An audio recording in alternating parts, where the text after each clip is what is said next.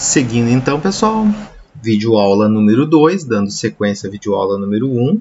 Na videoaula anterior, a gente interpolou, recortou e fez o ajuste de cores do nosso MDE recortado para Porto Alegre, o modelo digital de elevação. Agora eu vou ensinar vocês mais algumas técnicas que se pode utilizar para dados altimétricos, dados do relevo. E o próximo que eu vou mostrar para vocês, então, é como você gerar um histograma, um gráfico de frequência das altitudes para a sua área. Essa ferramenta, então, fica aqui em gráficos, vou fechar aqui interpolação. Aqui em gráficos você tem a opção, por exemplo, de gerar um histograma da camada raster. Ele gera tipo uma figura com a frequência das altitudes no seu município. Então você vem aqui em histograma da camada raster, seleciona MDE-REC, não precisa alterar aqui a banda. Não recomendo que altere aqui o número de bins, que seria mais ou menos, ele vai estipular aí, uma divisão de colunas no seu histograma. Pode fazer um teste com 10, que seria o valor máximo, se eu não me engano o valor máximo é 10. Não, o valor padrão é 10, dá para botar um valor maior se quiser. Só que se você botar um valor maior, ele vai dividir em muitas colunas os seus dados. É uma possibilidade, mas enfim, eu vou deixar 10, que é o padrão, e aí você escolhe onde você vai salvar esse arquivo de saída, ou se vai deixar salvar no temporário. Eu vou mandar salvar lá na pasta tutorial 2, salvar no arquivo. Então, tutorial 2, vou chamar como histograma altitudes. Que é o que a gente vai gerar, um gráfico com a frequência das altitudes no município de Porto Alegre. Salva e OK, executar. Executei, está rodando ainda, Vamos aguardar.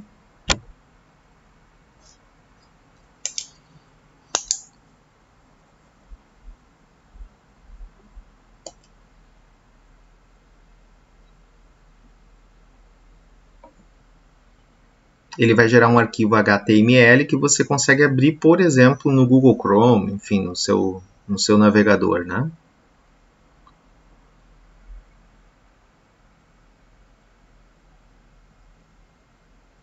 Nos meus testes não tinha demorado tanto, espero que eu tenha feito tudo certo. Vamos ver aqui, está demorando um pouquinho para processar esse dado. Agora foi, está indo, 99%.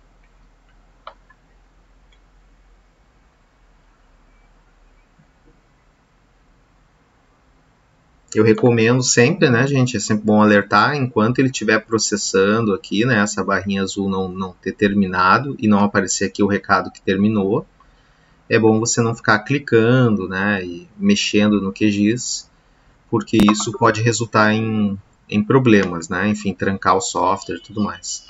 Deu o recado aqui que a tarefa está concluída e apareceu aqui, que está concluído o resultado, está finalizado. Então agora sim eu dou close. E ele até já mostra aqui, que ele salvou o histograma nesse caminho. Se tu clicar aqui, tu já vai abrir o histograma. Ele vai abrir no meu Google Chrome aqui, E tá aí o histograma, então, para o município de Porto Alegre, Ele gerou aí, ele fez uma divisão de 50 em 50 metros. Está mostrando aí que tem 360 mil pixels, entre 0 e 50 metros. 103 mil pixels entre 50 e 100, 39 mil pixels de Porto Alegre estão entre 100 e 150 metros, 17 mil entre 150 e 200, 10 mil entre 200 e 250, 3 mil pixels, estou arredondando tudo, entre 250 e 300, e uma quantidade ínfima, apenas 82 pixels acima de 300 metros, todos eles devem estar lá em cima do Morro Santana, Isso aqui, então, você pode tomar nota desses valores, fazer uma tabela ou apresentar como na forma desse gráfico mesmo, Você pode utilizar o próprio gráfico, esse aqui que ele gerou, Certo? Dá para exportar isso aqui. Eu não vou exportar, não vou mostrar isso, mas é possível fazer o export disso, E poder manusear esses dados em outros softwares, se for o caso. Esse histograma, se você quiser, você pode fazer um print, colocar no relatório e tudo mais. certo, gente? Então, é uma ferramenta aí adicional que eu estou mostrando para vocês. Eu vou fechar aqui. Histograma foi. Eu quero mostrar para vocês também, então, vou fechar aqui e visualizar resultados, né? Eu quero mostrar para vocês também que vocês podem extrair estatísticas, né? Mínima, máxima, média. Afinal, por exemplo, qual é a altitude média em Porto Alegre, né? Pelo histograma já dá para ter uma ideia, né? Que a maior parte do município de Porto Alegre está lá entre 0 e 100 metros de altitude. Mas enfim, né? Se eu quiser ter esse valor de forma mais precisa, tá? Eu tenho aqui a opção de análise de dados raster. E temos aqui a opção Zonal Statistics, né? Uma opção aí para a gente calcular estatísticas do município de Porto Alegre em relação a um raster, né? No caso, em relação às altitudes, é o que a gente vai fazer. Então, 2 cliques em Zonal Statistics, certo? Aí você pode clicar, então, MDR REC como camada raster, não precisa mexer em raster band. Como camada vetor contendo a zona, a gente vai obter isso para o limite municipal de Porto Alegre. Então, a gente vai mandar calcular uma série de estatísticas para o limite municipal de Porto Alegre. Ele vai salvar esse resultado lá na tabela de atributos do limite municipal de Porto Alegre. Aquela tabela lá vai conter agora colunas que ele vai criar com estatísticas de altitude. Eu recomendo que você coloque, aqui ele pergunta qual vai ser o prefixo da coluna lá na tabela. Coloca assim, ó, eleve underline. Então vai vir assim, eleve underline máximo. Aí tem a altitude máxima. Vai ter uma coluna lá, eleve underline mínima. Aí vai ser a altitude mínima. Vai ter lá, eleve underline média. Vai ser a altitude média, e assim sucessivamente todas as estatísticas que a gente quiser calcular. Como que eu escolho as estatísticas que eu quero calcular? Aqui, ó, 3 pontinhos, e o padrão, ele calcularia apenas a contagem, ou seja, o número de pixels que tem o raster, o somatório de altitude, que não serve para muita coisa, e a média da altitude. O somatório e a contagem não servem para nada, eu não vou nem botar. A média é interessante, saber a altitude média. A mediana é um indicador estatístico de centralidade que também é interessante. O desvio padrão indica a dispersão dos dados em torno da média. Pode ser que seja legal conhecer o desvio padrão das altitudes. Mínimo e máximo também é interessante. Qual é a altitude mínima de Porto Alegre, qual é a máxima. E intervalo é a diferença entre a mínima e a máxima. Pode ser também, pode ser legal, né? Os demais eu não vou calcular. Tá? Não julgo ser importante para a altitude. Eu vou calcular apenas esses 6 aqui. Média, mediana, desvio padrão, mínimo, máximo e a variação entre mínimo e máximo, que ele chama de intervalo. Ok. E aperta executar. Este aqui já está pronto, tá? Close. Ele processa muito rápido. E esse aqui, professor, como é que eu faço para ver o resultado disso? Vem aqui em Limite Municipal de Porto Alegre, botão direito, abrir tabela de atributos. Tá aí, gente. Eleve min, né? Que seria a elevação média. A altitude média de Porto Alegre, 50 metros, né, acima do nível do mar. Opa, deixa eu ver aqui. Não, eu acho que essa aqui é a mediana. Perdão. Essa aqui é a média, min é a média, e esse que está média é porque ele está abreviando aqui, tá? Com 5 dígitos, é mediana. Esse aqui é mediana, 40 metros. O desvio padrão, 49, né? A altitude mínima de Porto Alegre, ó, 2 metros, e a máxima, 309, deve ser lá no topo, deve ser o topo do Morro Santana, que é o morro mais alto de Porto Alegre, né? 309 metros de altitude. E aqui a variação, né, o range, né, o intervalo entre máximo e mínimo dá 307 metros. Essa é a variação total do município de Porto Alegre, certo? Então ele salvou as estatísticas dentro do shapefile de limite municipal, que foi o que eu pedi para ele fazer, tá? Esses dados você pode colocar no seu relatório, por exemplo, que você extraiu então as estatísticas, né, de altitude para o município de Porto Alegre. Vou fechar a tabela de atributos. Então, nessa videoaula eu já mostrei para vocês a extração de histograma e de estatísticas. Agora eu vou mostrar para vocês a extração de declividades. Declividade é um atributo do terreno, né, uma variável morfométrica do terreno muito, mas muito utilizada, né, para diversos tipos de estudo, né? E normalmente a primeira coisa que a gente faz depois de gerar um MDE é extrair as declividades, que vai indicar então os lugares mais íngremes no terreno, né? Enquanto que este mapa aqui apenas indica se o lugar é baixo ou é alto, né?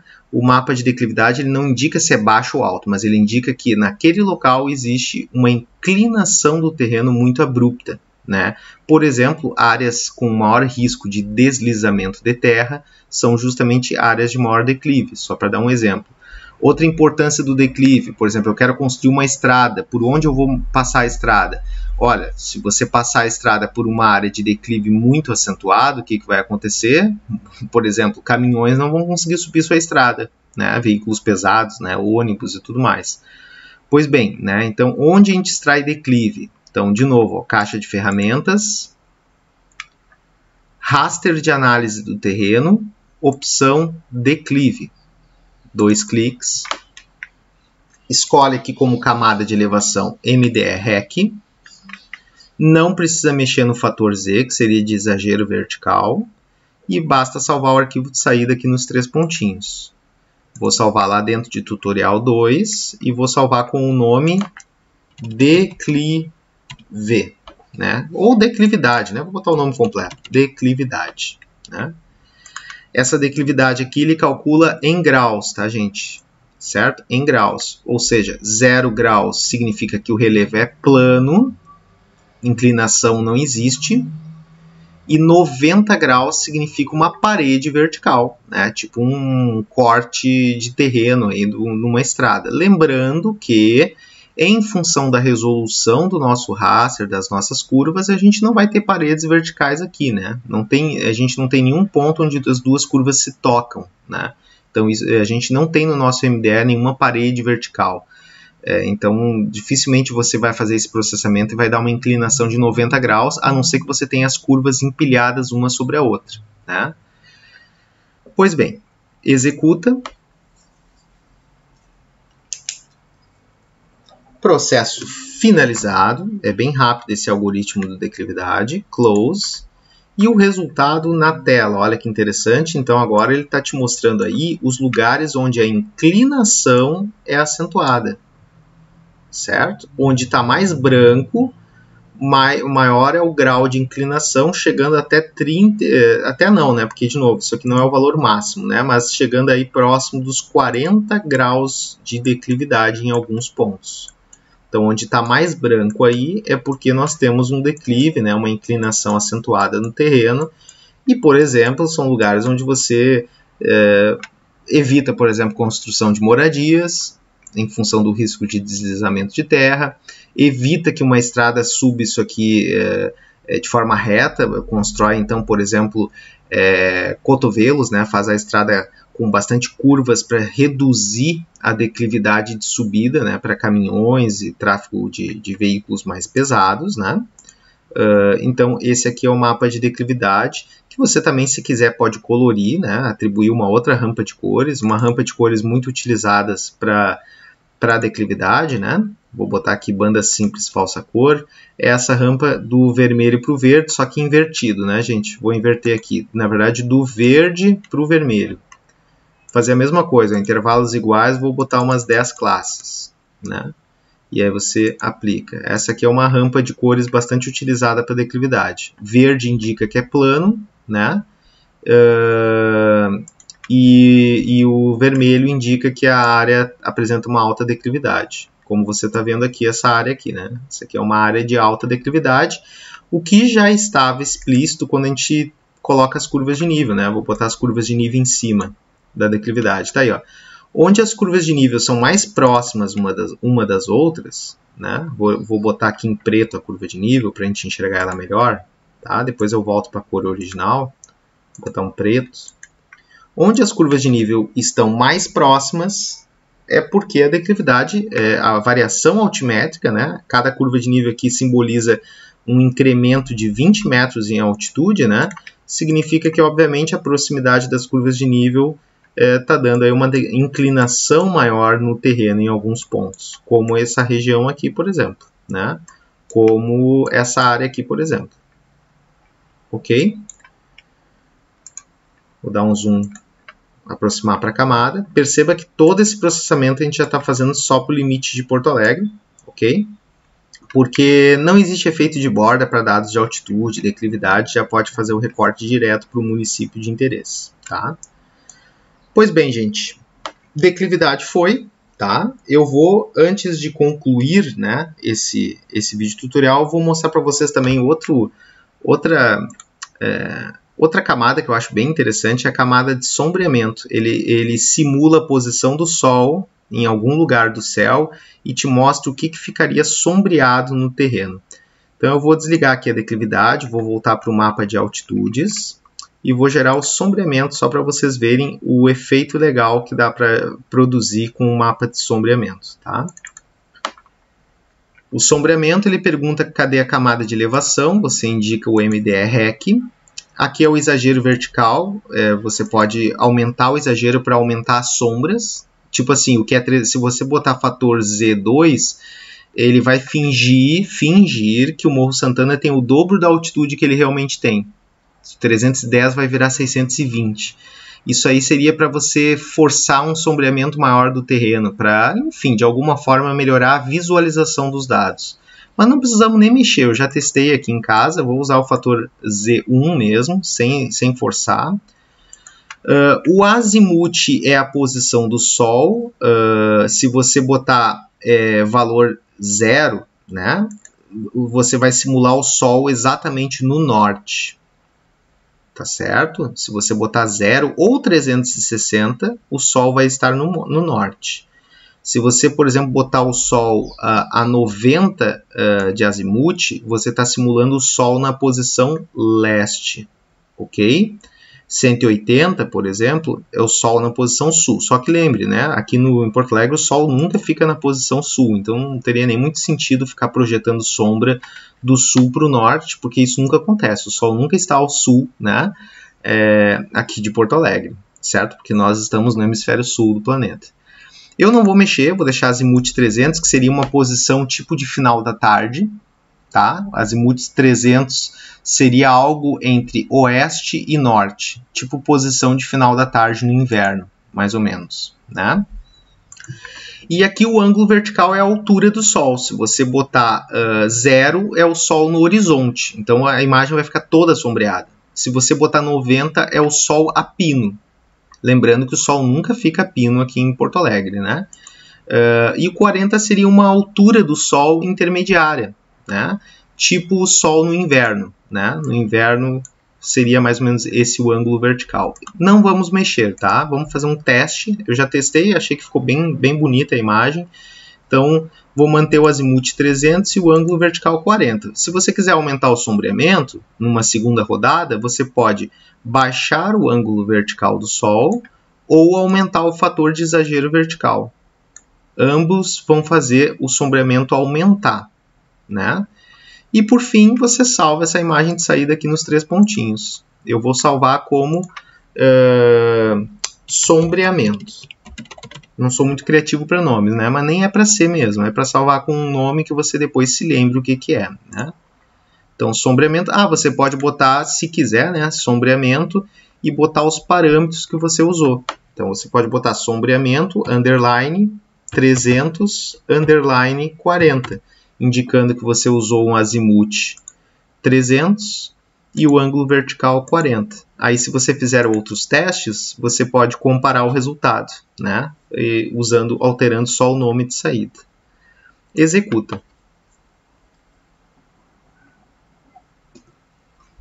E close. Tá pronto. Olha que legal o resultado, gente. Aqui uma imagem sombreada de Porto Alegre. Num dia qualquer, com o Sol próximo entre oeste e norte e inclinado, né, uma inclinação vertical de 40 graus, esse seria o sombreamento que o Sol causaria no terreno. né? Então é um resultado bem interessante e ele fica muito legal quando usado em conjunto com a altitude. Eu vou mostrar para vocês. Ó. Coloco o sombreamento debaixo do mapa de altitude. Ah, professor, mas aí agora eu não estou enxergando o sombreamento. Não, mas agora a gente aplica uma transparência na altitude. Olha só que legal que fica, né? Então, ó, vou dar 2 cliques aqui em MDE e vou aplicar transparência. Vou botar uma transparência de 50% na altitude. Aproximadamente 50%. Tá? Olha o resultado que bacana. Fica um resultado visual bem legal. Vou dar um zoom. Olha como fica bonito, né? Parece que a gente está vendo em 3 dimensões. Por que parece que deu esse efeito assim de 3D, né? Porque a gente aplicou uma transparência nas altitudes e agora a gente está vendo um pouquinho do sombreamento que está no fundo. Então perceba que tem um certo sombreamento, né, no relevo. Dá esse efeito, parece que tridimensional na tela do computador. Façam aí na casa de vocês que vocês vão ver. Como é que o professor fez isso? Ó, botei o sombreamento debaixo do MDE, por sua vez debaixo das curvas de nível. Tá? E no MDE você aplica, ó, transparência, coloca uma transparência aí, aperta OK e o resultado é esse que vocês estão vendo na tela. Ok, gente? Para vocês verem como está ficando a nossa base, olha como está ficando bonita, né? Elegante. Ó, vou ligar também os rios em cima, né? Vou ligar os pontos cotados, vou ligar até as ruas. E a gente está tendo aí a nossa base está ficando bem completinha, né? Bem elegante. Estou ligando tudo que estava ligado no início do vídeo tutorial, né? E olha que bacana a nossa base, né? A base de ruas, as curvas de nível eu deixei forte aí, mas dá para diminuir agora a intensidade da cor das curvas de nível, né? Vou até botar se bobear, vou até botar uma transparência nas curvas de nível, né? Dá para botar aqui, ó, opacidade, ó. Botar uma transparência aí de 40% aí. Ó, dá uma suavizada nas curvas de nível, né? Dá para testar daí aqui valores mais propícios, né? Ó, 60% tá legal, né? Tá bonita a base, né, gente? Pois bem, tá, gente? Eu vou encerrar esse vídeo para ele não ficar muito longo e vai ter ainda um terceiro vídeo onde eu vou mostrar para vocês, tá? A extração de perfis topográficos, ok? Então, eu vou interromper esse vídeo e logo em seguida já iniciamos um próximo para encerrar essa parte de manuseio de dados de relevo, né? Relacionados à altitude, declividade, sombreamento do terreno. Obrigado pela atenção.